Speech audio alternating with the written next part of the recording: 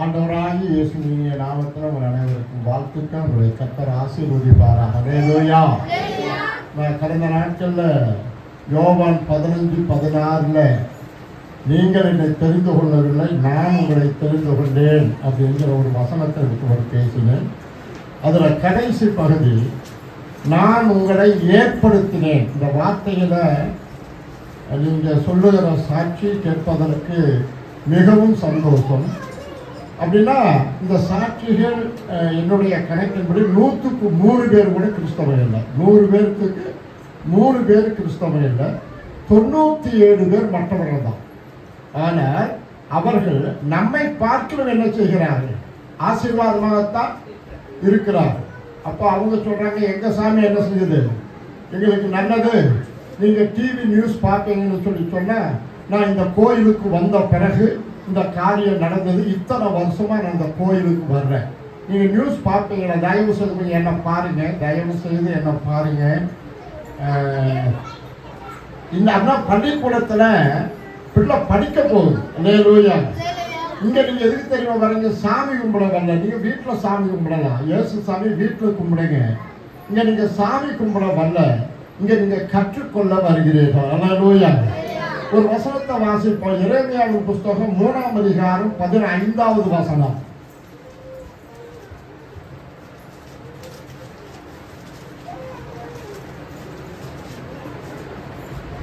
உங்களுக்கு என் இருதயத்துக்கு ஏற்ற மேய்ப்பர்களை கொடுப்பேன், அவர்கள் உங்களை அறிவோடும் புத்தியோடும் மேய்ப்பார்கள்.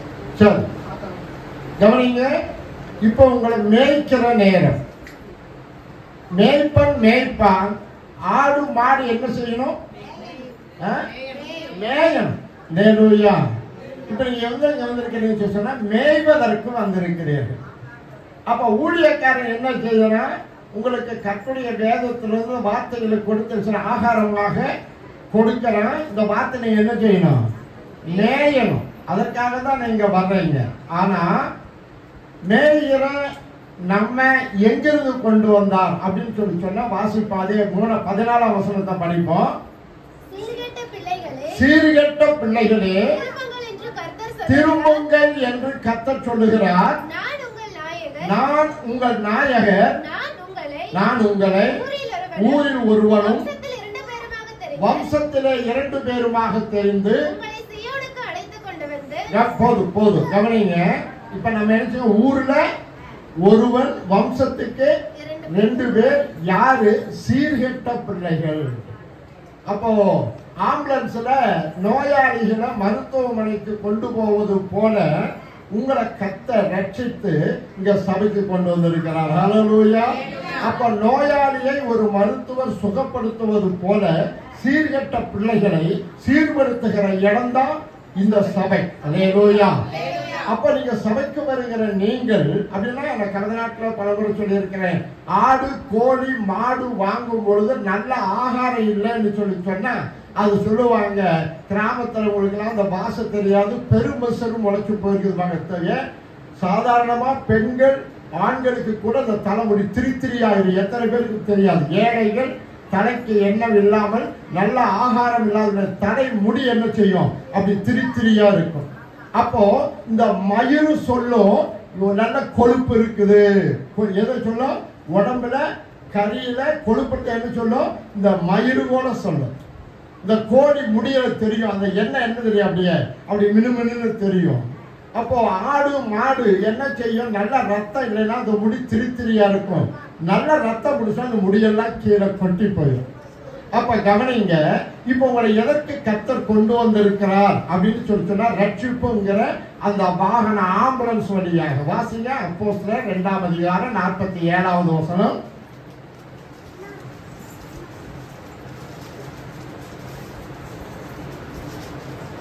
தேவனை துதித்து ஜனங்கள் எல்லாரிடத்திலும் தயவு பெற்றிருந்தார்கள். ரட்சிக்கப்படுகிறவர்களை கர்த்தர் அனுதினமும் சபையிலே சேர்த்துக் கொண்டு. கவனிங்க. ரட்சிக்கப்படுகிறவர்களை கர்த்தர் அனுதினம் எங்க சேர்த்து கொண்டு வந்தார், சபையிலே. இப்ப ரட்சிப்புங்கிற ஆம்புலன்ஸ் வழியா 108 ஆம்புலன்ஸ் வழியா ஒரு நோயாளிய மருத்துவமனைக்கு கொண்டு போவது போல ரட்சிக்கப்பட்டிருக்கிறீர்கள் என்கிற அந்த ரட்சிப்பின் வழியாக கர்த்தர் உங்களை இங்க சபைக்கு கொண்டு வந்திருக்கிறார். ஹல்லேலூயா. அப்படின்னா என்ன அர்த்தம்? சீர்கெட்டவர்களை சீர்படுவதற்காக. ஹல்லேலூயா. 2 தீமோத்தேயு புத்தகம் 3ஆம் அதிகாரம் 16வது வசனத்தை வாசிப்போம். 2 தீமோத்தேயு 3ஆம் அதிகாரம் 16வது வசனம். வேத வாக்கியங்கள் எல்லாம் தேவ ஆவியினால் அருளப்பட்டிருக்கிறது. தேவனுடைய மனுஷன் தேறினவனாகவும் எந்த நற்கிரியையும் செய்ய தகுதியுள்ளவனாய் இருக்கும் வரைக்கும். படிங்க படிங்க. உபதேசத்திற்கும் கடிந்து கொள்ளுதலுக்கும் சீர்திருத்தலுக்கும் நீதியை படிப்பித்தலுக்கும். சரி, கவனிங்க. இந்த வார்த்தை என்ன செய்யுதான்? சீர்திருத்துகிறது. அப்போ எரேமியா 3:17-14 சொல்லுது. யாரை கொண்டு வந்தாரா? சீர்கெட்ட பிள்ளைகளை. எப்படி? ஊர்ல ஒருவனும் வம்சத்துக்கு 2 பேரும். அப்போ உங்களை என்ன செய்யற? சபையில எப்படி ரட்சித்து சேர்த்தார்? எதற்காக? இந்த கர்த்தருடைய வார்த்தை என்ன செய்யலாமா? சீர்படுத்துகிறது, நீதியை படிப்பிக்கிறது. அப்போ இந்த வசனத்தை ஒரு மருத்துவர் கொடுக்கிற மருந்தை சாப்பிட்டு நோயாளி சுகமாகிறது போல இந்த கர்த்தருடைய வார்த்தை கேட்டு நீங்கள் சீர்பட்டு இருக்கிறீர்களா? அல்லேலூயா. முதல்ல எலிசபெத் அம்மா ஜெபிச்சாங்க. என்னென்னவோ நோயெல்லாம் வருது, எங்களை நீங்க கிருபையா பாதுகாத்தீங்க, நன்றின்னு சொன்னாங்க. அல்லேலூயா போடாதீங்க. ஒருவேளை எலிசபெத் அம்மாவுக்கு என்னை போன்றவர்கள் ஒருவேளை நாங்கள் தப்பிச்சுக்கலாம், உங்களால தப்பவே முடியாது. ஹல்லேலூயா. எப்படி? நீங்கள் சீர்பட்டு இருந்தால் நீங்கள் தப்பித்துக் கொள்ளலாம். வாசிப்போம். தானியேல் புத்தகம் 12ஆம் அதிகாரம் 1 வசனம். என்னை போன்ற வயதானவர்களுக்கு கவலை இல்லை, உங்க காலம் மிகவும் கொடிய காலம். தானியேல் 12ஆம் அதிகாரம் 1 வசனம்.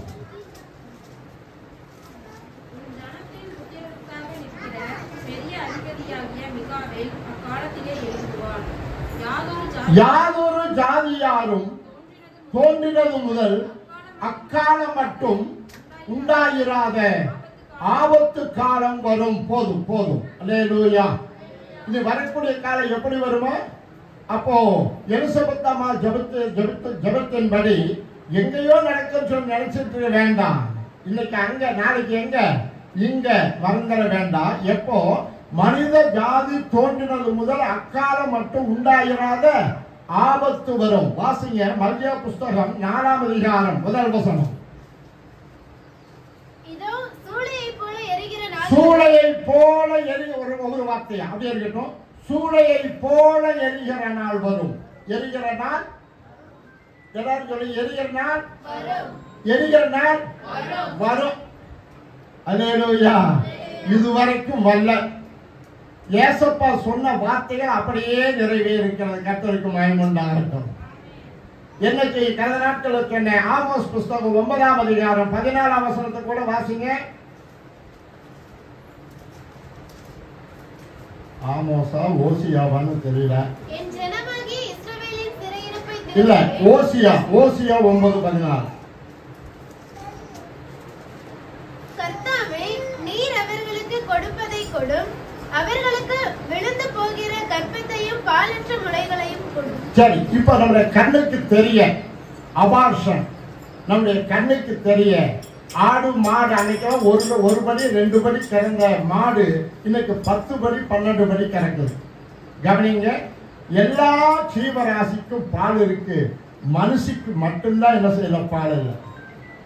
அது நாங்க சிறுபிள்ளைகளா இருந்த காலத்துல தம்பிள்ளைக்கு ஒரு பக்கம் பால் கொடுப்பா, பக்கத்து வீட்டுக்காரர் என்ன செய்வத, குழந்தைய போட்டு வேலைக்கு போயிடுவா, இந்த குழந்தை பசிக்காதகம், அந்த குழந்தைய கொண்டு வந்து சொல்லி இன்னொரு பக்கம் அடுத்த குழந்தைக்கு பால் குடிப்பா. கிராமத்துல சொல்லுவாங்க, இந்த குமரனுக்கு நான் தான் பால் கொடுத்து வளர்த்துறேன்னு ஏதோ ஒரு தாய் சொல்லுவாங்க. ஆனால் என்ன, அதுக்கு ஆசீர்வாதத்தை தேவன் கொடுத்தார். வாசிப்போம். ஆதியாகமம் புஸ்தகம் 49ஆம் அதிகாரம். ஏன்னா வாக்குத்தத்தங்களை பற்றி நாம் பேசுகிறோமே ஒழிய வாக்குத்தத்தை யாருடைய வார்த்தைகளும் படிக்கவில்லை என்பதுதான் ஒரு பெரிய வருத்தமான ஒரு காரியம். ஏற்கனவே சொல்லணும் என்னவோ தெரியல. ஏன்னா நீங்க வரக்கூடிய நாட்கள் ரொம்ப கவனமா இருக்க வேண்டும். என்பதற்காக இந்த வார்த்தைகளை உங்களுக்கு நான் சொல்லுகிறேன். ஆதியாகம புஸ்தகம் 49ஆம் அதிகாரம் 25வது வசனத்தை வாசிப்போம். அவர் உனக்கு துணையாயிருப்பார், சர்வ வல்லவராலே அப்படி ஆயிற்று.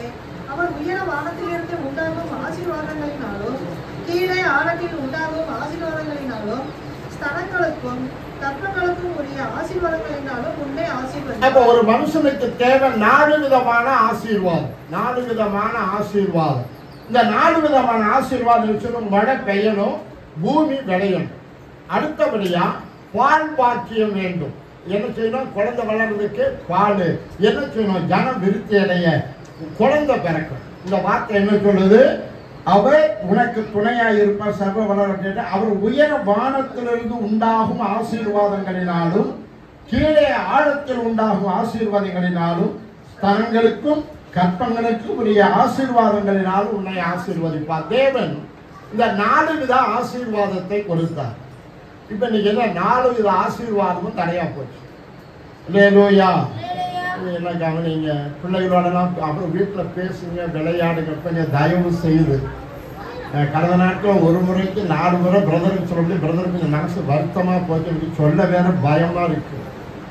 ஏன்னு கேட்டா மருத்துவர் கொடுக்கிற மருந்தை ஏமா கவனிச்சியா, இது அதாவது சாப்பாட்டுக்கு முன்னாடி இந்த மருந்து வாங்க சொல்லுவாங்க, தெரியாதுங்க கம்பவுண்டர் போயிட்டு ஏங்க இந்த மாத்திரை எப்ப சாப்பிடுறீங்க என்ன வாங்கிட்டு வந்துருவாங்க. திரும்ப போய் என்ன செய்வாங்க, எப்ப சாப்பிடுறீங்க அப்படின்னு சொல்லி கேட்டு அந்த மருந்தை சாப்பிட்டா தான் நோய் நல்லாகும். ஏன்னு கேட்டா இன்னைக்கு தேவன் சொன்ன 4 ஆசீர்வாதமும் நின்று போய்விட்டது.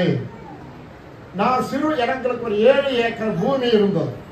அப்ப அந்த நாட்களை என்ன செய்வாங்க, நாங்க கிராமத்துல இந்த பற்றடிச்சு வேலை செய்வோம், விவசாயமும் செய்வோம். அந்த கிராமத்தில் இருக்கிறவர்கள் அங்க ஒரு மலை இருக்கும். நீங்க இங்கெல்லாம் மலைகள் இல்லை. அப்போ நீங்க ஒட்டஞ்சத்திரம் போனா மலையில அதுபோல அவ்வளவு பெரிய மலைகள் இருக்கு. அந்த மலையில என்ன செய்யும், ஒரு வித மேகம் எழும்பும். நீங்க யாருக்காலும் பார்த்த அனுபவம் இருக்கு, உங்களுக்கு அதெல்லாம் தெரியாது பாவம். இந்த மேகம் எழும்பின உடனே அந்த விவசாயி என்ன செய்வார், இந்த காடுகளை உழவு ஓட்டி போட்டு கூடையா கிடக்கிற குட்டை கொழுவு அதுகளை கொண்டு வந்து எங்கிட்ட அதை நீட்டம் பண்ணி கொடுக்கணும், அதை தட்டி நீட்டம் பண்ணி கொடுக்கணும். அப்ப அவங்க சொல்லுவாங்க, மஞ்சி எடுத்துடுது. என்ன செஞ்சது, மழையில மஞ்சி எடுத்துடுது. என்ன வரும், மழை வரும். அத்தமலை, சித்தமலை, சிவமலை, உப்புமலை, உதரமலைன்னு மழைக்கு பேரு. அந்த மழைக்கு இந்த மாசத்துல இந்த மழை பெய்யும்னு சொல்லி சொன்னா அந்த மழை அப்படியே பெய்யும். அப்ப என்ன செய்யும் சொல்லி சொன்னா 3 மழை பெய்யும். உழவு ஓட்டுறதுக்கு தனி மழை, 3 மழை, விதைக்கு ஒரு மழை, விலை களை எடுக்கிறதுக்கு ஒரு மழை, களை எடுத்த பிறகு ஒரு மழை, அதற்கு பிறகு என்ன செய்யும், அந்த கதிர் முத்தின உடனே அப்ப என்ன செய்யும், மழை பெய்யா. அன்னைக்கு அறுவடை செய்வோம். யாருமே நாங்க ஒரு நிலத்துக்கு என்ன செய்ய உரம் போட்டதுல 1959 பாலிடால் வந்தது. அதற்கு முன்னாடி மருந்தே கிடையாது. அந்த நாட்களை என்ன அப்படின்னு சொன்ன எப்படி நடந்ததுனாக்கா, அந்த வானம் பூமி அப்படியே தான் இருக்கு. ஆனா அன்னைக்கு இருந்த மனிதர்கள் இன்னைக்கு இல்லை. வாசிப்போம் ஓசியாவின் புஸ்தகம் 4ஆம் அதிகாரம். ஏன் ஆண்டவர் அப்படி செய்ய போகிறார் அப்படின்னு சொன்னா, சூளையை போல எரிகிற நாள் வருதான், எந்த ஜாதியும் உண்டாகாதுக்கு முன்னாடியே ஆபத்து வருதான். ஏன்? ஓசியா புஸ்தகம் 4ஆம் அதிகாரம் 1 வசனம். இஸ்ரவேல் புத்திரரே, கர்த்தருடைய வார்த்தையை கேளுங்கள். தேசத்து குடிகளோடு கர்த்தருக்கு வழக்கு இருக்கிறது. தயவு செய்து இந்த வார்த்தைகளை கவனிங்க. ஏன்னா நீங்க ஆசீர்வாதமான வார்த்தைகளை கேட்கிறவர்கள். நான் ஒரு நாளும் கர்த்தருடைய ஆசீர்வதிப்பார் நான் பிரசங்கம் பண்ணதில்லை. உன்னை அடிப்பார், உன்னை தண்டிப்பார், உன்னை கண்டிப்பார்.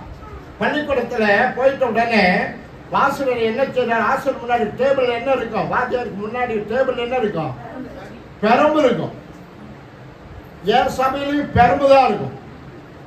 என் சபை மூப்பனார் எடுத்து ஒளி விசுவாசிகளாம் சொல்லுவாங்க, ஐயா ரொம்ப அடிக்கிறாரு அப்படின்னு சொல்லி தடுப்பை காட்டுவாங்க.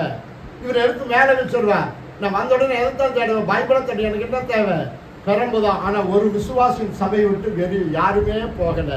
ஒரு பக்கம் அடிப்பேன், ஒரு பக்கம் அரவணைப்பேன். 2வது அடிச்சாலும் அவருடைய ஆத்மாவுக்கு பிரயோஜனமான வார்த்தைகளை கற்றுக் கொடுத்தேன். அத்தனை விசுவாசிகளையும் கர்த்தர் ஆசீர்வதித்தார். நீ கீழாகாமல் மேலாவாய், நீ வாளாக வந்த, உன்னை நான் தலையாக மாற்றுவேன் சொன்ன கர்த்தர். அவங்க பாஸ்டர் தெரியும், அவர் போய் அந்த சபையை பார்த்து வந்தார். இன்னைக்கு கண்ணாடி மாளிகை சபை கட்டி இருக்கிறாங்க. அந்த விசுவாசிகள் ஊழியக்காரனுக்கு பொண்டாட்டிக்குள்ள ஒண்ணும் கிடையாது, அவனுக்கு எதுவும் இல்லை. அந்த விசுவாசிகள் இன்னைக்கு உங்களால என்ன ஆகும் அப்படின்னா என்ன அர்த்தம்? நீங்க என்ன செய்யல, கீழே ஆகாமல் மேலாகல, நீங்க அப்படியே இருக்கிறீங்க. அல்லேலூயா. மேலானதுக்கு இப்ப சாதாரண சொல்லுவோம் ஆசீர்வாதம் சொன்னா, பிரதர் சொன்னார் நான் ஒரு வீட்டை கட்டினேன், இன்னொன்னு சொல்லுவீங்க நான் ஒரு கார் வாங்கினேன், இல்லைன்னா என்ன சொல்லுவீங்க ஒரு 5 பவுன்ல ஒரு செயின் பண்ணினேன். வசதி வர வர என்ன சொல்றது, வசதியை காட்டுவோம். உங்க ஆவிக்குரிய வாழ்க்கையில் உங்க வசதியை என்ன நீங்கள் காட்டி என்ன சொன்னா, இந்த ஒரு மாடர்ன் ஜாக்கெட் தைச்சு போட்டு போனா அடுத்த பொண்ணு கேட்கிற, அக்கா பாப்பா இந்த ஜாக்கெட் நீ எங்க தைச்ச கேட்கறீங்களா கேட்கலையா, தயவு செய்து என்ன பாக்குறீங்களா ஏன்னு கேட்டா, வரக்கூடிய நாட்கள் கொடிய காலம். இந்த பக்தி சொல்லுவாங்க, இந்த வருமானத்தை வச்சு விற்கிற விலைவாசிக்கு எப்படி பிழைக்கிறது சொல்றீங்கல்ல, தயவு செய்து என்ன கவனிங்க. இந்த வருமானத்தை வச்சு எப்படி பிழைக்கிறது விற்கிற விலைவாசி கேட்கறீங்கல்ல, இந்த பக்தியை வைத்து நீங்க வரக்கூடிய நாட்கள் நீங்க எப்படி பிழைப்பீர்கள்? இன்னைக்கு நீங்க என்ன செய்யறீங்க, மழை பெஞ்ச காலத்துல நுனிப்புல் அப்படியே என்ன செய்ய மேஞ்சுக்கும், நீங்க அடிப்புள்ள அடிய நிலத்தை கரள வேண்டிய காலம் இருக்கிறது, என்ன செய்வீர்கள்? ஓசியாவை மறுபடியும் படிப்போம். ஓசியா 4ஆம் அதிகாரம். கர்த்தருக்கு என்ன இருக்கிறது, யாரோட யாரோட தேசத்தோட விசுவாசிகளோட. அல்லேலூயா. அன்னைக்கு சொன்ன தீர்க்கதரிசி சொன்னது ரட்சிக்கப்படாத காலத்திற்கு முன்னாடி இருந்த மக்களை பார்த்து என்ன செய்யுது, குடிகளோட என்ன செய்கிறது, வழக்கு இருக்கிறது. அல்லேலூயா. உங்களுடைய கர்த்தர் என்ன செய்ய போகிறார், வழக்காரது என்ன என்ன கவனிங்க. கர்த்தர் வழக்காரது என்ன, வழக்காரது என்ன, கோர்ட்டில் போய் வழக்காரது என்ன, ஆர்குமெண்ட் பண்றோம். அப்ப நாளைக்கு தேவன் என்ன செய்ய போறார், உங்களோட என்ன செய்ய போறார், கையில வேதத்தை கொடுத்திருக்கிறார். எதுக்கு? இதை படிச்சு நீங்க அப்படி நடக்க வேண்டும். வாசிங்க. ஓசியா புத்தகம் இருக்கட்டும், மத்தேயு சுவிசேஷம் 11ஆம் அதிகாரம் 29வது வசனம்.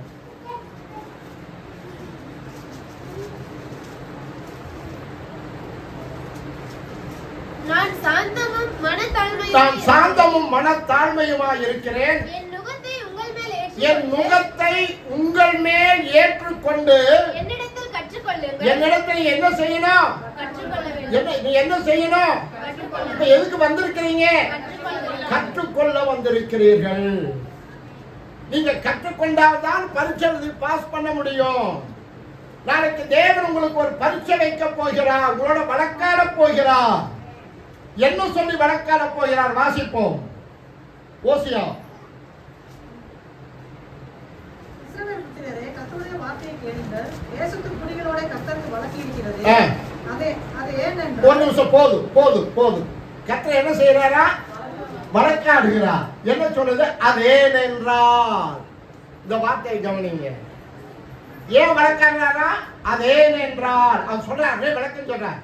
நான் ஏன் உங்களோட வழக்காட போறேன்? அது ஏனென்றால் தேசத்திலே உண்மை இல்லை. ஒரு நிமிஷம் அப்படின்னு மறுபடியும் சொல்றேன். அன்னைக்கு ஓசியா தீர்க்கதரிசி இப்படி ரட்சிக்கப்படாத ஜனங்களை பார்த்து சொன்னார். இந்த வார்த்தை இன்னைக்கு ரட்சிக்கப்பட்ட ஜனங்கிட்ட என்ன இல்ல, உண்மை இல்லை. நீதிமொழியின் புஸ்தகம் 28ஆம் அதிகாரம் 20வது வசனம். இந்த ஓசியாவை மறைச்சிடாதீங்க, அப்படியே வச்சிருக்க தயவு செய்து. உண்மையுள்ள மனுஷன் பரிபூரண ஆசீர்வாதங்களை பெறுவான்.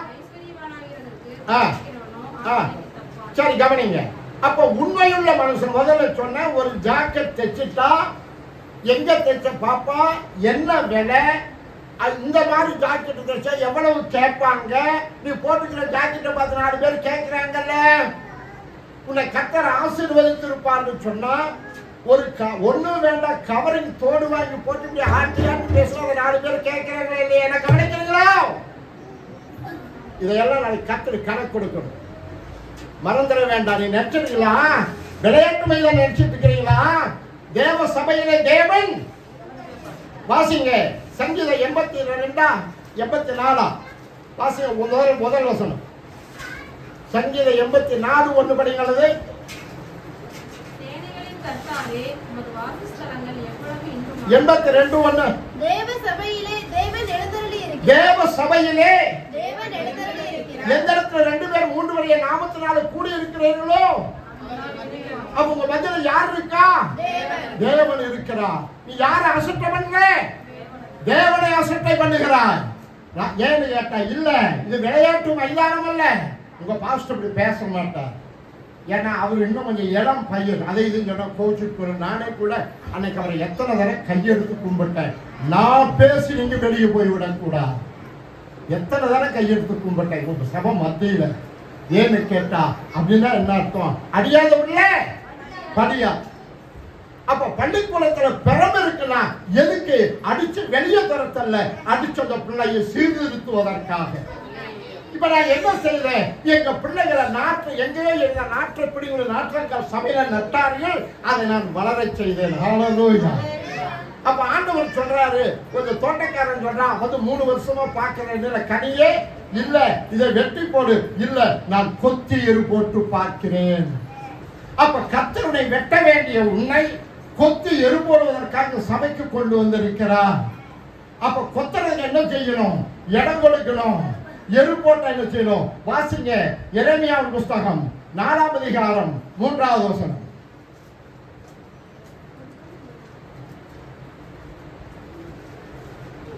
யூதா மனுஷரோடும் எருசலேமியரோடும் கர்த்தர் சொல்லுகிறது என்னவென்றால், யூதா மனுஷரோடும் எருசலேமியரோடும் கர்த்தர் சொல்லுகிறது என்னவென்றால், நீங்கள் முள்ளுகளுக்குள்ளே விதையாதிருங்கள். முள்ளுகளுக்குள்ளே விதையாதிருங்கள். ஒரு நிமிஷம். அப்போ முள்ளுகள் அப்படின்னா நம்ம அந்த மனசு நிலம், இந்த மனசுதான் மண்ணு.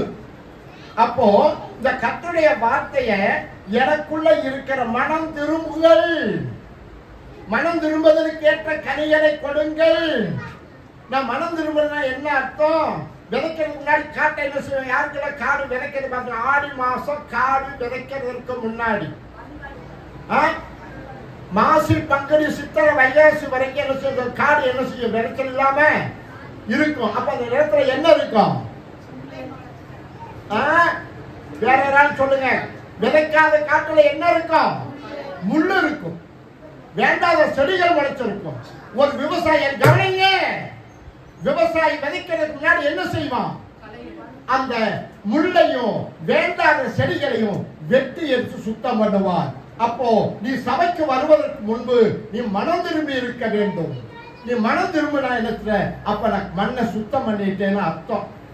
இப்ப நீ என்ன செய்யற? இங்க வந்த பிற்பாடு நாங்க என்ன செய்யறோம்? ஊழியக்காரன் விதை விதைக்கிறான். அந்த விதை முளைக்கணும்னு சொல்லி சொன்னா முள்ளுகளுக்குள்ளே, அதெல்லாம் வேற சத்தியம் உங்களுக்கு சொன்னா எங்க புரிய போகுது. அப்ப முள்ளுகளுக்குள்ளே விதைக்க கூடாது. அப்படின்னா மனம் திரும்பாம ஏன் இத்தனை பேர் உட்கார்ந்து என்ன பண்றீங்க சொல்ல வசனத்தை யாருமே கவனிக்கல. ஏன் இதுவேளை உங்களுக்கு தாகம் இல்லை? நீங்க வந்து உட்கார்ந்து எழுந்து போகிறீர்கள். உங்க ஊழியக்காரரும் கணக்கு கொடுக்கணும். அப்புறம் வருகிற நேரத்தில் புரிந்து கொள்ளுவார். உங்க ஊழியக்காரருக்கு 2 தண்டனை, விசுவாசிக்கு 1 தண்டனை, ஊழியக்காரனுக்கு 2 தண்டனை. ஆனா இப்ப அவர் யோசிக்கிறார், நாங்கள் அந்த நாளை கடந்து வந்து விட்டோம். இன்னைக்கு கர்த்தரை எச்சரிப்பதற்காக வைத்திருக்கிறார். முள்ளுகளுக்குள்ளே விதையாதிருங்கள், உங்கள் தரிசு நிலத்தை அப்படின்னா கொத்தாத கெட்டியா இருக்கிற நிலத்தை கலப்பை போட்டு உழ வேண்டும். என்னுடைய கடிந்து கொள்ளுதான் கலப்பை. ஹல்லேலூயா. நீ கேட்டா கேளு, கேட்காட்டி போ. சொன்னா கோவிச்சுக்குவான்னு சொல்லி சொன்னா உங்க ஊழியக்காரன் நினைக்கலாம். வரக்கூடிய நாட்கள் அவருக்கு தெரியும். ஆவியானவர் பேசும் பொழுது அவர் அந்த வேலையை செய்வார். அவர்களை கடிந்து கொள்ளன்னு சொன்னாலுமே கூட உங்களை யாரையும் அவர் கடிந்து கொள்ளல. ஏன்னா உங்களை நான் பார்க்கும்போது தெரிகிற விளையும் முளையில விதக்காய் பிஞ்சல. நீங்கள் கடிந்து கொள்ளப்பட்டு இருக்கிறீர்களா? சபையை குறித்த பயம் இருக்கிறதா? கர்த்தருடைய வார்த்தை குறித்த பயம் இருக்கிறதா? இது தேவனுடைய சமூகம் என்பது குறித்து பயம் இருக்கிறதா என்று சொன்னால் கதையளவு கூட உங்களுக்கு அந்த பயம் இல்லை. மறந்து போய்விட வேண்டாம். மறுபடியும் ஓசியா புஸ்தகம் 4ஆம் அதிகாரம். அதே என்றால் தேசத்திலே உண்மையும் இல்லை, தேசத்திலே உண்மையும் இல்லை, இரக்கமும் இல்லை, தேவனை பற்றிய அறிவும் இல்லை. தேவனை பற்றிய ஆமா. ஒரு பஞ்சாயத்து பேசினா பஞ்சாயத்து தலைவர் உட்கார்ந்து இருந்தா அங்க இருக்கிற ஜனங்க கிராமத்துல இந்த என்ன செய்வாங்க, கொஞ்சம் வயிறு சரியாம குரும்பாங்க கிராமங்கள்ல. அப்ப என்ன செய்வான், அந்த சபையில அதை கூட விடக்கூடாது, எதிர்த்து கூட போயிடுவாங்க. பஞ்சாயத்துல உட்கார்ந்தா பஞ்சாயத்து தலைவர் இருந்தா இந்த பஞ்சாயத்துல அத்தனை பயம் இருக்கும். தேவ சமூகம் என்ன கேட்ட கற்றுடைய கற்றுக் கொடுக்க வந்திருக்கிறார். இப்ப ஒரு மருத்துவமனைக்கு போனா அமைதி காக்கவும் நினைச்சிருக்கோம். அதே மாதிரி அதே வரிசையா உட்காரணும். அந்த மருத்துவமனையில மருந்து கொடுப்பதற்கு முன்பு மருத்துவமனையில எத்தனை ஒழுங்குகள் இருக்கிறது. தற்காலிகமான சுகம் அப்ப மட்டும்தான். இவனுக்கு தேவன் கொடுக்கிற சுகம் நிரந்தர சுகம். ஹல்லேலூயா. மறுபடியும் சொல்றேன், நீங்க சாட்சி சொல்றது நல்லது. உங்க சாட்சி உலகத்தில் இருக்கிற எல்லாருக்கும் நடக்கிறது. ஹல்லேலூயா.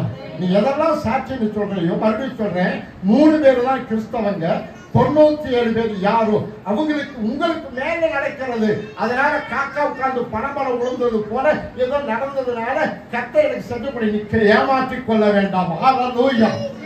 அப்ப என்ன அர்த்தம், கர்த்தர் உன்னை எது கொண்டு சீர்படுத்துவதற்கு கொண்டு வந்திருக்கிறார். நான் கடந்த நாட்கள் சொன்ன செய்தி மறுபடியும் வர்றேன். யோவான் சுவிசேஷம் 15ஆம் அதிகாரம். இந்த ஓசி அப்படி இருக்கு, கொஞ்சம் பேசணும். 16ஆம் வசனம், 15, 16 கடைசி ஒரு 3 வரி படியுங்க. நீங்கள் என்னை தெரிந்து கொள்ளவில்லை, நான் உங்களை தெரிந்து கொண்டேன். நீங்கள் என் நாமத்தினாலே பிதாவை கேட்டுக்கொள்வது என்ன? ஒரு நிமிஷம், இந்த ஒரு மாற்றம் நிற்போம். நீங்கள் என் நாமத்தினாலே பிதாவை கேட்டுக்கொள்கிறது அப்படின்னா என்ன? நீங்கள கேட்கல. என் நாமத்தினாலே பிதாவை கேட்டுக்கொள்ளுகிறது எதுவோ அப்படின்னு என்ன? என்னங்க, எப்படி என்ன சொல்லி ஜெபிக்கிறீங்க? முடிக்கும் பொழுது அந்த ஜெபத்தை எப்படி சொல்றீங்க? ஜெபத்தை முடிக்கும் பொழுது என்ன சொல்லி கேட்பீங்க? ஜெபித்து முடிச்சா அதை என்னங்க? இயேசுவின் நாமத்தினாலே. யோவான் 14:14 அப்படியே வச்சுக்க. யோவான் 15:16 அப்படியே வச்சுக்கங்க. என் நாமத்தினாலே நீங்கள் எதை கேட்டாலும் கவனிங்க, என் நாமத்தினாலே நீங்கள் எதை நீங்கள் எதை கேட்டாலும் அந்த வார்த்தை கவனிக்கணும். எதை கேட்டாலும். அல்லேலூயா அல்லேலூயா அப்படின்னு சொன்னா நீங்க நினைச்சிட்டோம் எதை கேட்டாலும் தருவேன்னு சொல்லி. அதோட அர்த்தம் என்ன தெரியுமா? இப்போ யோவான் 15:16 சொல்லுது, என் நாமத்தினால நீங்கள் பிதாவை கேட்டுக்கொள்ளுகிறது எதுவோ. இந்த வார்த்தை என் நாமத்தினாலே எதை கேட்டாலும் இதுல கேட்டுக்கொள்ளுகிறது எதுவோ. இத இவங்களுக்கு புரியுதா? அப்படின்னா இப்போ ஒரு பிள்ளை ஒரு தகப்பன் கிட்ட ஒரு பொருளை கேட்குது. எதை கேட்கணும் அப்படின்னு சொன்னா தகப்பனுடைய வசதி எவ்வளவோ, வாங்கி கொடுக்கக்கூடிய திறமை எவ்வளவோ, அதை வச்சுதான் சொன்ன பிள்ளை. கவனிங்க, எதை கேட்டாலும் வேண்டிக் கொள்ளுகிறது எதுவோ. பெற்றோர் இடத்துல ஒரு பிள்ளை ஒரு சைக்கிளுக்கு டியூப் வாங்க முடியாத தகப்பனை பார்த்து, ஒரு கல்லூரிக்கு போற பிள்ளை எனக்கு ஸ்கூட்டி வாங்கி கொடுத்துதான் அவங்கள்ட்ட அதுதான் வாங்கி கொடுக்க முடியுமா? அப்போ அந்த தகப்பனுடைய சக்தி எவ்வளவோ அதற்கு ஏற்ப அதற்கு தகுந்தால் போலதான் பிள்ளை கேட்கணும். நான் சொல்ற உங்களுக்கு புரியலன்னு நினைக்கிறேன். வேண்டிக் கொள்ளுகிறது எதுவோன்னா, அப்போ ஒரு அப்பானால எதை வாங்கி கொடுக்க முடியுமோ அதைத்தான் கேட்கணும். அதுக்கு மேல கேட்டா இப்ப நீங்க இயேசுவின் நாமத்தினால எதை வேணாலும் கேட்கலாம். வாசிக்க ஆதியாகமம் புத்தகம் 17ஆம் அதிகாரம் 1 வசனம்.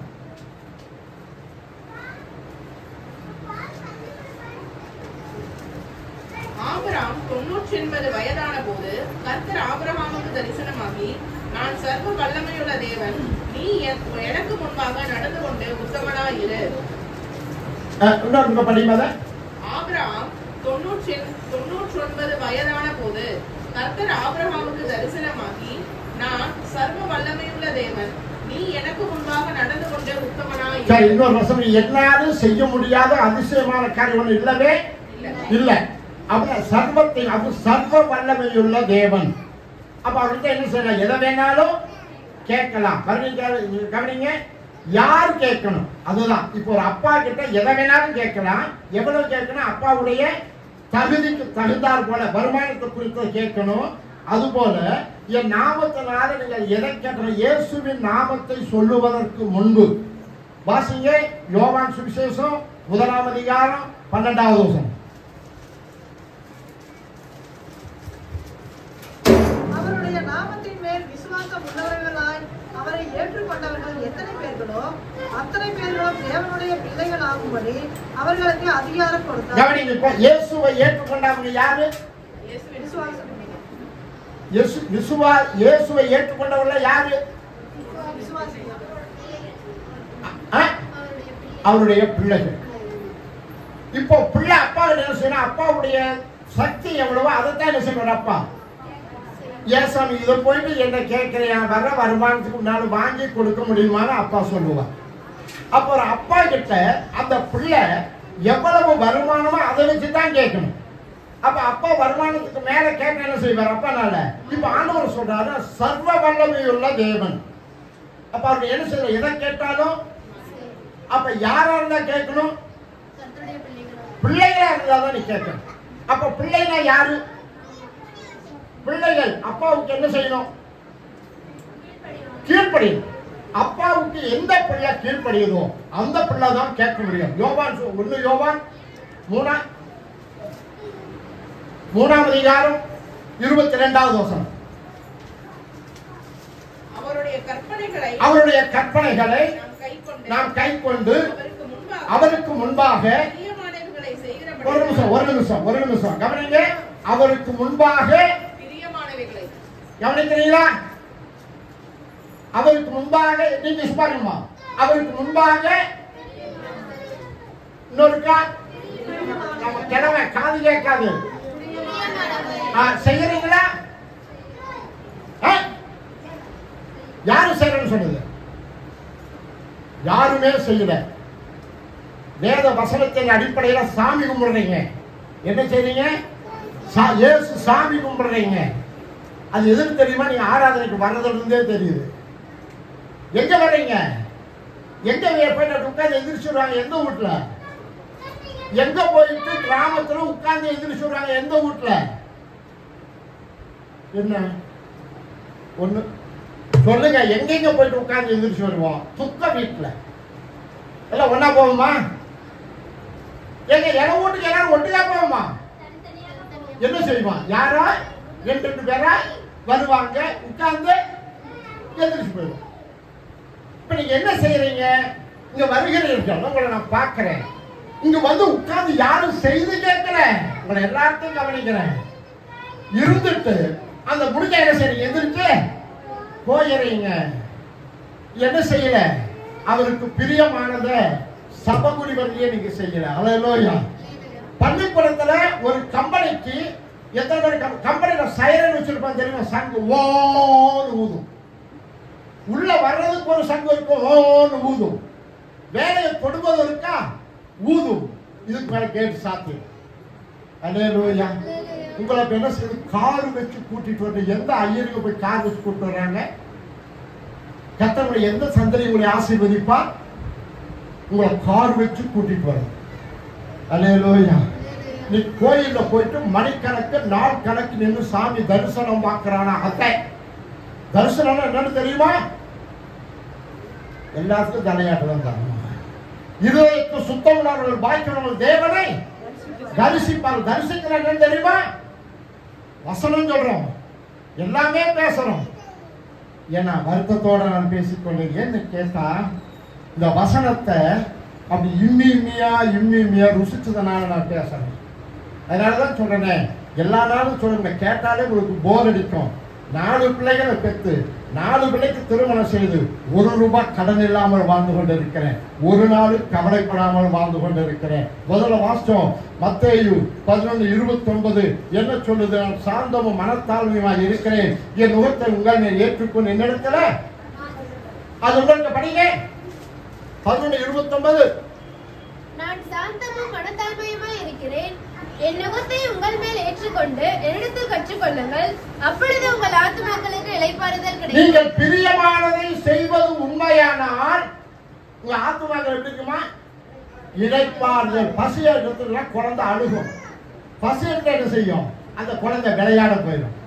உங்களுடைய ஆத்துமாவுடைய இளைப்பாறுதல் கர்த்தர் கொடுத்து இருப்பாருன்னா ஞாயிற்றுக்கிழமைக்கு வந்ததெல்லாம் நீங்க பெருக்கணும். எங்க சபையில் இருக்கிற விசுவாசிகள் சுற்றுவாரியா பெருக்கணும், சேரெல்லாம் துடைக்கணும், தண்ணி குடிச்சு வைக்கணும். நாங்கள் விசுவாசிகள் உள்ள ஒரு கால் கல்விதான் உள்ள வரணும். ஏன்னா எங்கேயும் வெளிச்சு தெரியல, நீ அப்படியே அழுக்கு காரணம் வரக்கூடாது. அந்த வரக்கூடிய விசுவாசிகளுக்கு கால் கழுவ தண்ணீர் எடுத்து வைக்கணும். எங்க சபைக்குள்ள வருவாரு விசுவாசி கால் மீது இருக்கும், துண்டு இருக்கும், கால் கழுவிட்டு தான் சபைக்குள்ள வரணும். ஹல்லேலூயா. மற்ற கோயிலுக்குள்ள எப்படி போறான்னு தெரியுமா? யாராவது கோயிலுக்குள்ள போய் பழக்கம் இருக்கா? கோயிலுக்குள்ள போகும்பொழுது என்ன செய்வீர்கள்? சத்தமா சொல்லுமா? ஆமா ஆமா. அங்க இங்க என்ன செய்யறது? அப்படியே அடைஞ்சிட்டியே. இது விளையாட்டு மைதான். உடைய ஆத்மாவுடைய இளைப்பாறுதல் இல்லை. இன்னமும் கவலை, இன்னும் கஷ்டம். எத்தனையோ ஜபத்துக்கு வர போற அண்ணு பார்த்தது கனவில்ல, அழுத கண்ணு ஒழுங்க மூக்கா இருக்கிற காரணம் என்ன? உடைய ஆத்மாவில இளைப்பாறுதல். ஏன்? நீ கற்றுக்கொள்ளவில்லை. இன்னொரு 11:29 மறுபடியும் மத்தேயு 11:29. நான் சாந்தமும் மனத்தாழ்மையுமாய் இருக்கிறேன். என் நுகத்தை உங்கள் மேல் ஏற்றுக்கொண்டு என்னிடத்தில் கற்றுக்கொள்ளுங்கள், அப்பொழுது உங்கள் ஆத்துமாக்களுக்கு இளைப்பாறுதல். ஏன்னா அன்னாடு பிரசங்கம் பண்ணும்போது பயந்து பயந்து பிரசங்கம் பண்ணுவேன். நீங்க நான் தைரியமாக பேசுறேன். நான் சொல்லலன்னு சொன்னா ஒருவேளை கர்த்தர் அதற்காக இங்க நிறுத்தி இருக்கணும். ஆனால் நீங்க தைரியமா பேசணும். மாதிரிலாம் பேசும்போது பயந்து பேசணும். அது பிரதரை பார்த்த பிற்பாடு எனக்கு நடுக்கம் வந்துருச்சு. இப்ப அவர் பரவாயில்ல. இப்ப அவர் என்ன கண்டா அவருக்கு எனக்கு தனி மரியாதை கொடுக்கணும். கர்த்தரை ஆசீர்வதிக்கும். அவரை மிரட்டுறது கூட ஒரு நன்மை. இன்னைக்கு என்ன கண்டா என்ன செய்வார்? தனியா ஒரு பணிவா மரியாதை கொடுப்பார். அதனால உங்களோட பேச பயந்த இன்னைக்கு நான் பயப்படவில்லை. கற்றுக் கொடுக்கிற வார்த்தை அப்படியே உங்க மத்தியில பேசுறேன்.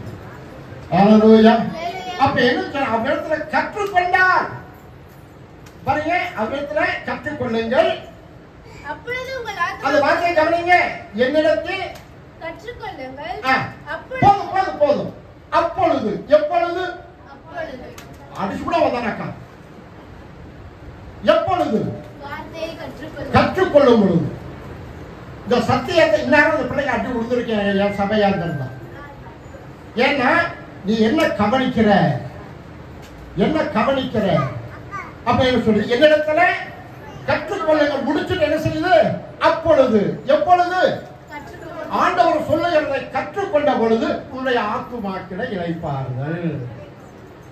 இப்போ மருத்துவமனைக்கு போயிட்டு மாத்திரையை சாப்பிடுறதுக்கு மருத்துவர் கொடுப்பாங்க. 4 நாள் கழிச்சு வாங்கன்னு சொல்லி சொன்னா இந்த மாதிரி ஒருவேளை நோயை பற்றி அறிந்தவர்கள் சில மெடிக்கல் என்ன செய்வாங்க, அன்னைக்கெல்லாம் அனுபவசாலிகள் இருந்தார்கள்.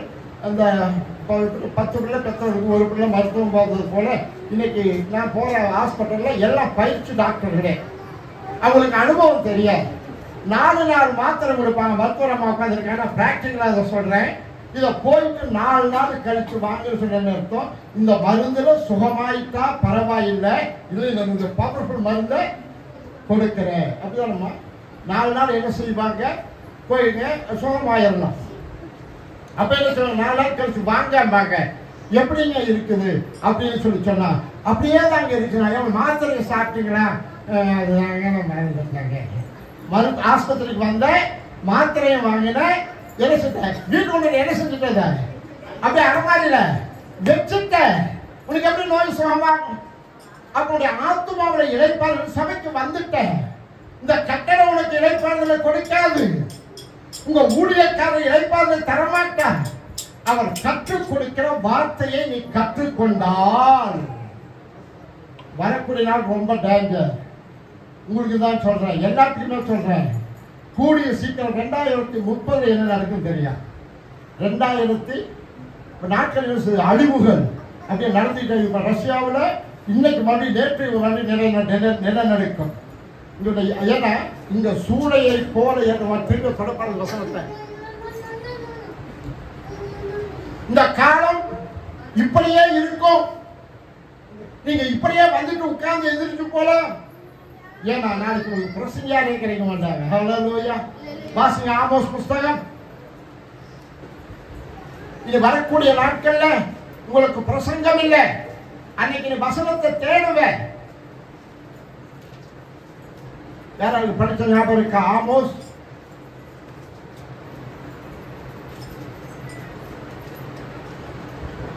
8ஆம் அதிகாரம் 9 இருந்து படிங்க. இல்ல சாரி மன்னிக்கணும், 11ஆம் வசனத்தை படிங்க. எல்லாரும் எடுத்துக்கொள்ளுங்க, தயவு செய்து எல்லாரும் எடுத்துக்கொள்ளுங்க. கவனிங்க, இது வரக்கூடிய நாட்கள் என்ன வரும்? பஞ்சம் வரும். இப்பவே பஞ்சமா தான் இருக்குதுல்ல. என்ன பஞ்சம்? ஆகார குறைவினால் உண்டாகிய பஞ்சம். போதும் அப்படி என்னங்க, இது சோறு இல்லைன்னு பஞ்சம் வர. ஜல குறைவினால் உண்டாகிய தாகமும் அல்ல. இது வரக்கூடிய பஞ்சம் சோறு தண்ணி இல்லைங்கிற பஞ்சம் இல்ல. அம்மா ஒரு நிமிஷம். நல்லா சாப்பிடுவேன், நல்லா என்ன செய்வாங்க, எல்லாம் இருக்கும், எல்லா வசதியும். ஆனால் என்ன வருதா?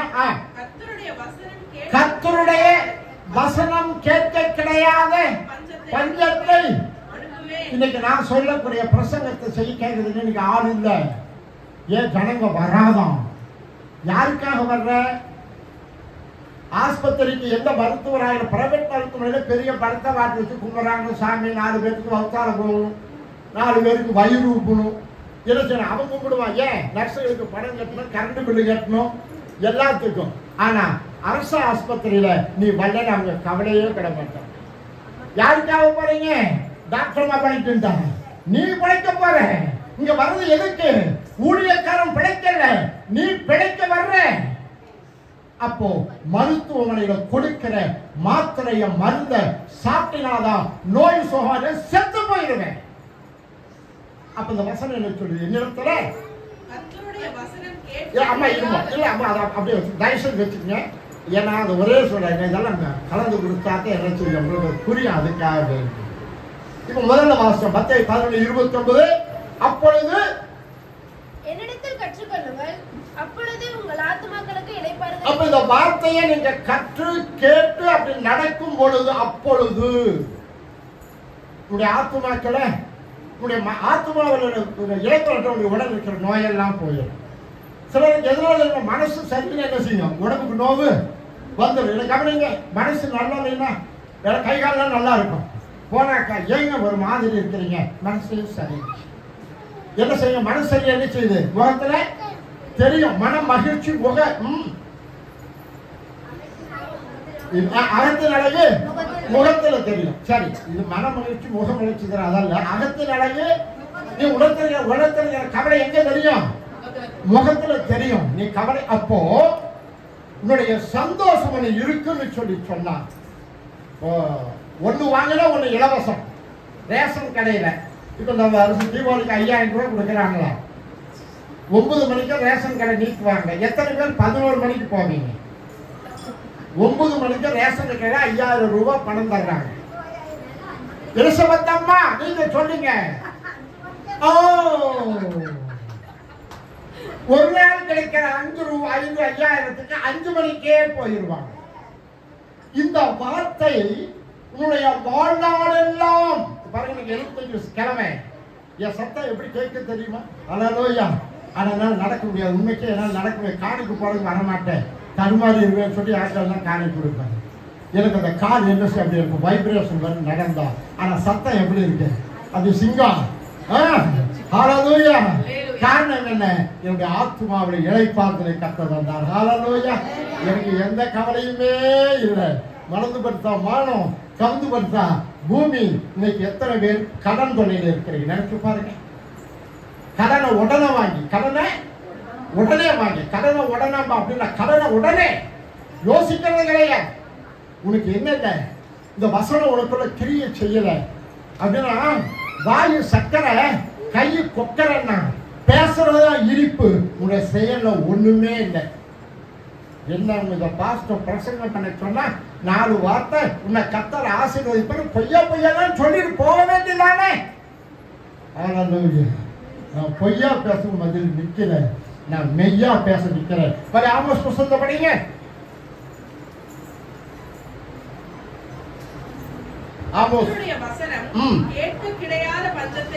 வரக்கூடிய நாட்கள் உங்களுக்கு என்ன கிடைக்காது?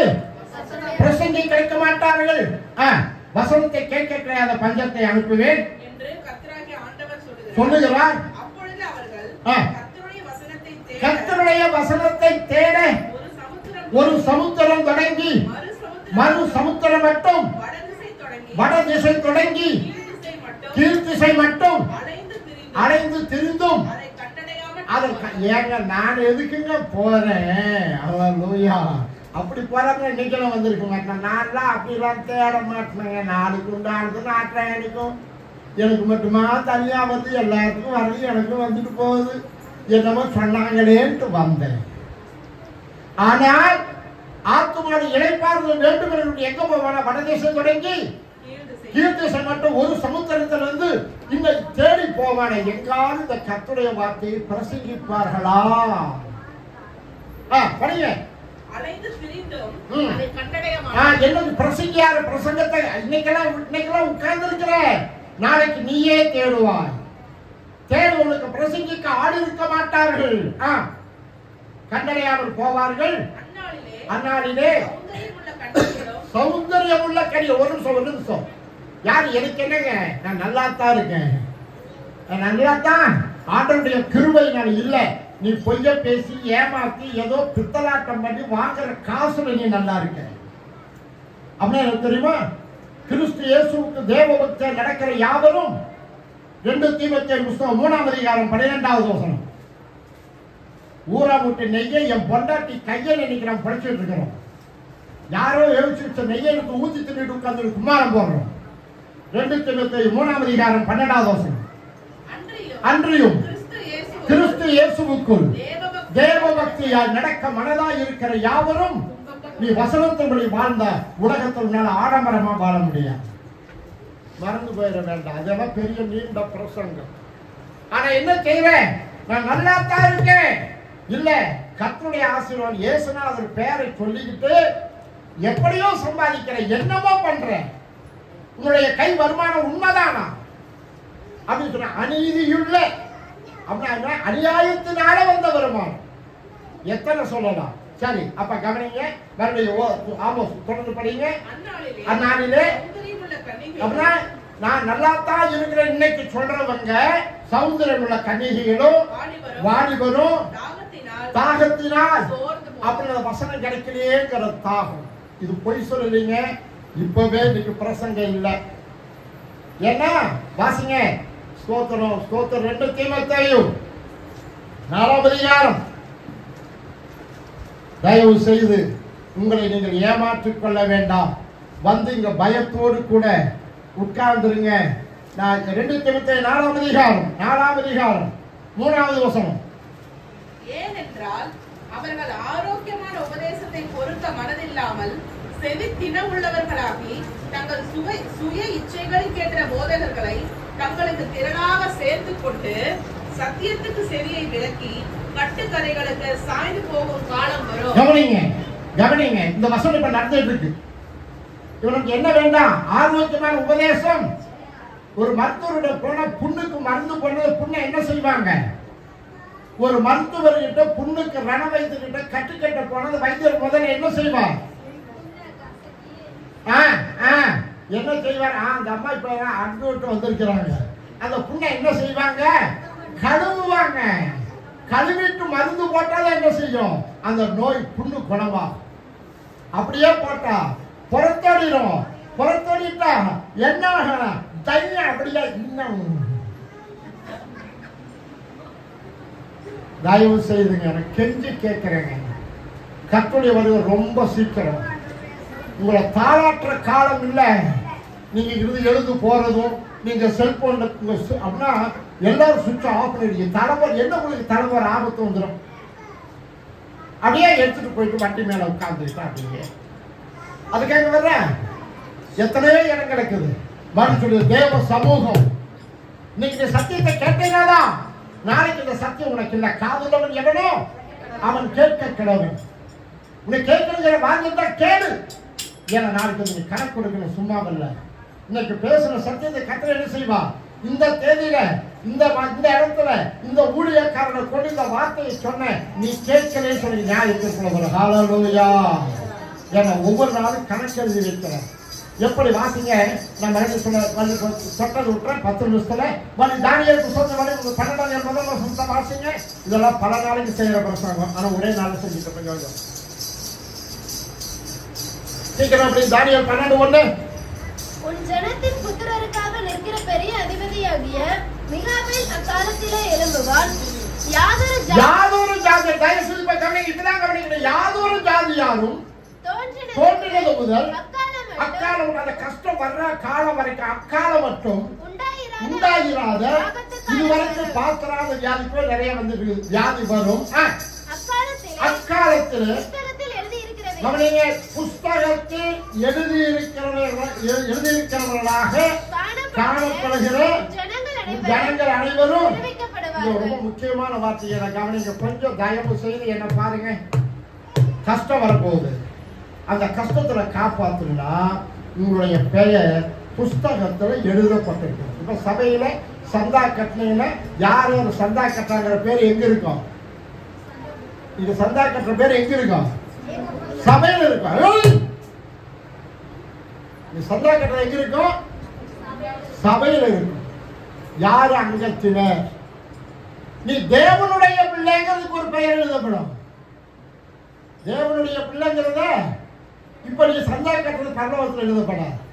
நீ எதுக்கு சந்தா கட்டுற? சபை வளர்ச்சிக்கு, ஒரு விசுவாசிக்கு நல்லது கெட்டதை உதவி செய்வதற்கு. இதுக்கு தான் நீ சந்தா கட்டுறது ஆண்டவருக்கு இல்லை. சந்தா கட்டுறது சபையினுடைய வளர்ச்சி. அது வேற செய்தி. புஸ்தகத்தில் எழுதி இருக்கிறவர்களால் காணப்படுகிற ஜனத்தின் புத்திரர்கள். வாசிக்க மல்கியா புஸ்தகம், ஒரே ஒரு வசனம் மட்டும், டைம் ஆயிடுது. மல்கியா 3:16 மட்டும் படிங்க. அப்பொழுது கர்த்தருக்கு பயந்தவர்கள் ஒருவரோடொருவர் பேசிக் கொள்வார்கள். கர்த்தர் கவனித்து கேட்பார். கர்த்தருக்கு பயந்தவர்களுக்காகவும் அவருடைய நாமத்தை தியானிக்கிறவர்களுக்காகவும் ஞாபக புஸ்தகம் ஒன்று அவருக்கு முன்பாக. ஆண்டவருடைய புஸ்தகத்துல யாருடைய பெயர் எழுதுன? கர்த்தருக்கு பயப்பட வேண்டும். கர்த்தருக்கு பயந்தவர்களுக்காக ஒரு நாமத்தை தியானிக்கிற இந்த வசனத்தை எத்தனை பேர் தியானிக்கிற, எத்தனை பேர் கேட்ட, எத்தனை பேருக்கு புரிஞ்சுது? என்னவோ அந்த ஆளு கருப்பா ஒரு கிழமை வந்துட்டு என்னமோ கத்துனா, என்னளவோ எனக்கு ஒண்ணுமே தெரியல, என்னமோ கத்துனா. அல்லேலூயா.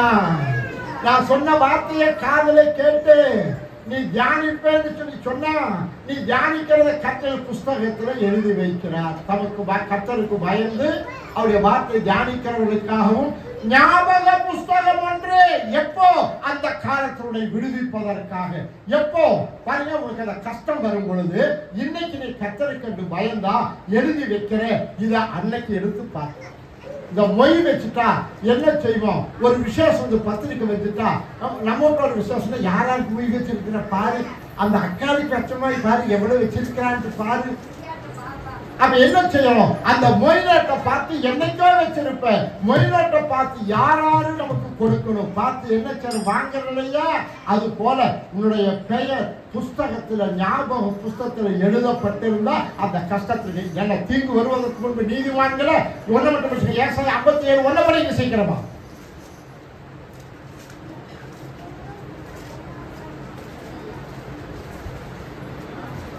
நீதிமான் மடிந்து போகிறான், ஒருவரும் அதை மனதில் வைக்கிறதில்லை.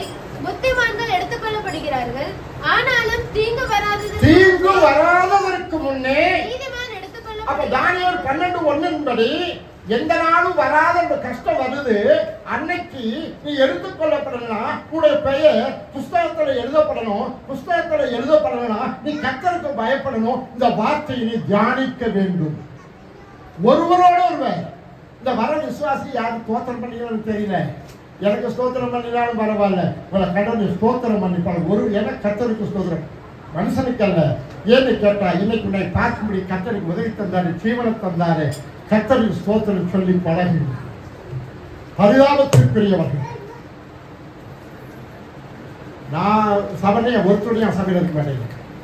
ஏன்னா இருந்தா கிறிஸ்தவனா இல்லைன்னா நீ என்ன கழுதியும் இல்லை, குதிரையும் இல்லை, நீ ஆணும் இல்லை, பொண்ணும் இல்லை, நீ இந்துவும் இல்லை, கிறிஸ்தவனும் அல்ல. வந்து உட்கார்ந்துட்டு என்ன செய்றீங்க? ஆண்டவருக்கு இது துக்கம், ஆண்டவருக்கு இது துக்கம். அப்போ ஆபத்து வரும், கஷ்டம் வரும். அப்ப ஓசியோட வாசல் போல கர்த்தர்கள் கொடுப்பதை கொடு, விழுந்து போகிற கற்பத்தையும் பாலற்ற மழைகளையும் கொடும். அதெல்லாம் ஆரம்பம், ஒவ்வொன்றா நடந்துகிட்டு. நீ வரக்கூடிய காலம் வராத தீங்கு வரும். நீதிமான்களை மாத்திரம் எடுத்துக் கொள்வார். யாரு நீதிமான்கள்? கர்த்தருக்கு பயந்து இந்த வார்த்தை யார் தியானிக்கிறார்களோ அவருடைய பெயரில் எழுதப்படும். தானியேல் 12:1 புஸ்தகத்தில் எழுதப்பட்டவர்களாக காணப்படுகிற உன் ஜனத்தின் புத்திரர் யார் புஸ்தக பெயர் எழுதப்பட்டிருக்கிறோ அவர்கள் மாத்திரமே அந்த கஷ்டத்தை விடுவிக்கப்படுவீர்கள். இல்லைன்னா இந்த ஜாக்கிரதை, கொடுக்கப்பட்டிருக்கிற காலம் குறைவான காலம். அப்போ 2 தீமோத்தேயுல செவி திறவுள்ளவர்களாகி இறச்சிட்டாங்க. அவங்களுக்கு வார்த்தை இஷ்டத்துக்கு போதகர்களே திரளாய் செஞ்சீங்க. சபை இப்படி வந்துச்சு தெரியுமா? தனியெடுத்துலாம் தண்டக்காரன் குச்சியெடுத்துலாம் கோரிக்காரன் சொல்லிட்டு என்ன செஞ்சாங்க? அவங்கவுங்க வசதிக்கு உடனே அவங்க பாஸ்டர் வந்திருக்கிற அம்மாளுக்கு கோபம் வந்துடுச்சா உடனே மகனை பாஸ்டர் படிக்க வேண்டியது. என் மகனும் பாஸ்டர் தாங்க. இன்னைக்கு சபை ஏன் அவங்களுக்கு சாதகமா பேசு. அவங்க அப்படி பிரியப்படி கருப்பா இருந்தாலும் அழகா இருக்கிறேன்னு சொல்லணும். நீ கொடுக்காம இருந்தாலும் சென்டெக்ஸ் வந்திருக்கிறேன்னு சொல்லணும். சொன்னாதான் அவங்களுக்கு என்னை பார்த்து அழகுன்னு சொல்லிட்டேன். நான் பேசலாம நாளைக்கு வரக்கூடிய கஷ்டம் பார்த்து சொல்லுமா? அந்த ஆபத்துல தப்பித்துக் கொள்ளுவாயா? உனக்கு நாட்கள் நெருங்கி வந்து விட்டது. ஜாக்கிரதை. காலத்தை பார்த்தால் போதகராக இருக்க வேண்டியது உங்களுக்கு இன்னும் பாடை கொடுத்துக் கொண்டு இருக்க வேண்டியதா இருக்கிற ஜாக்கிரதை. இயேசு வரப்போகிறார். எச்சரிக்கையாக வரைக்கு ஆயத்தப்படுங்கள். கர்த்தரை ஆசீர்வதிப்பாராக.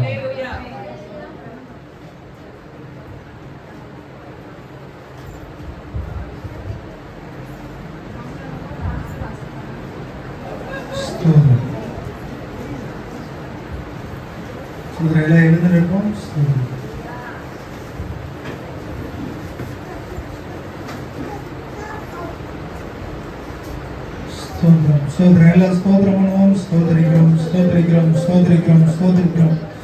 கர்த்தர் நல்லவர் நல்லவர் நல்லவர் நல்லவர் நல்லவர். ஸ்தோத்திரம் ஆண்டவரே. நல்ல ஆசீர்வதிக்கப்பட்டதான ஆண்டவரே நல்ல நாளுக்காக நன்றி. கேட்ட வார்த்தையின் பிரகாரம் ஆண்டவரை நாங்கள் சுத்தப்படவும் கர்த்தாவுடைய வார்த்தைகளை கேட்கவும் தியானிக்கவும் அதன்படி நடக்கிறவர்களால் மாற்றவும் கர்த்தர் வந்த பிள்ளைகள் ஒவ்வொருவரையும் ஒவ்வொரு குடும்பங்களையும் பேர் பேராக கொடுத்து ஆசீர்வதி ஆண்டவரே. மாலையில் நடக்கிறதான 2ஆம் ஆராதனை கற்று பொறுப்படுத்திக் கொள்ளுங்க. கரையாக்கிறவர்கள் ஆண்டவரே தகுதியாக இதில் பெற்றுக்கொள்ள ஆண்டவரே கலந்து கொள்ள கற்று கிருபை செய்யுங்க. தெய்வ சமாதான அன்பு தயவு கிருபை ஒவ்வொருவருடையும் தங்கி இருக்கட்டும். ஆண்டவரை பரிசுத்த ஆவியானவர் ஆண்டவரே இம்மட்டும் எங்களை வழிநடத்துகிற எல்லா கிருபைகளுக்குமாக கர்த்தரை ஸ்தோத்திரிக்கிறேன். கர்த்தர் பெரிய காரியங்களை செய்யுங்க. இன்னும் வழி நடத்துங்க. வருகிற வாரம் முழுவதும் தெய்வ பிரசன்னம் கிருபை ஒவ்வொருவரையும் தாங்கி நடத்தட்டும், பாதுகாத்துக் கொள்ளட்டும். ஆசீர்வதிங்க ஆண்டவரே, பொறுப்படுத்திக் கொள்ளுங்க. இயேசுவின் மூலம் ஜெபிக்கிறோம் நல்ல பிதாவே. ஆமென். அல்லேலூயா அல்லேலூயா அல்லேலூயா.